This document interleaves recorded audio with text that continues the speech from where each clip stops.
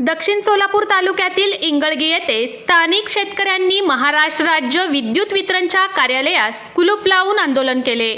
या प्रसंगी शिवसेना जिल्हाप्रमुख अमर पाटील यांनी आंदोलनस्थळी भेट देऊन शेतकऱ्यांना धीर देऊन वीज वितरणच्या अधिकाऱ्यांना जाब विचारले आणि 6 तास अखंडितपणे वीज पुरवठा करण्याची मागणी केली।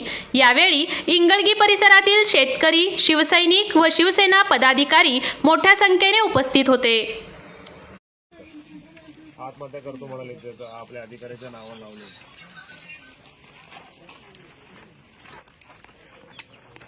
तसं अधिकाऱ्याच्या नावाने चिठ्ठी लिहून आत्महत्या करायच्या मार्गावर आहेत शेतकरी। कसं करणार आहे? एक तर पाऊस नाही आहे, कसं आहे, एकतर पाऊस नाही आहे, दुष्काळ परिस्थिती निर्माण झाली। त्यामध्ये 5-6 तास नाही देतो, 50 वेळा ट्रिप होत आहे। कसं पाणी द्यायचं, ऊसाला कसं पाणी द्यायचं, पिकांना कसं पाणी द्यायचं सांगा।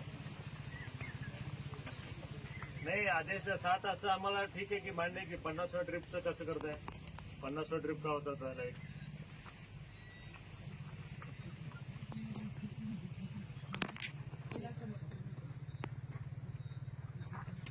मग आधीसारखं तर करा, रात्र पाणी आणि दिवस पाणी करा, कंट्रोल होत आहे तसं तरी करा। जीआर नाही असं प्रॉब्लेम आले म्हणून सांगा ना तुम्ही सीएम ऑफिसला। असं बघा, आधी असं झालंच नाही कधी। आधी 8 तास रात्री आणि 8 तास दिवस होतं, ठीक आहे। शेतकऱ्यांनी मागणी केलं होतं, मान्य आम्हाला, पण आम्हाला ते नको आता। रात्रपाळी आणि दिवसपाळी द्या वेगवेगळं 2 वेळा।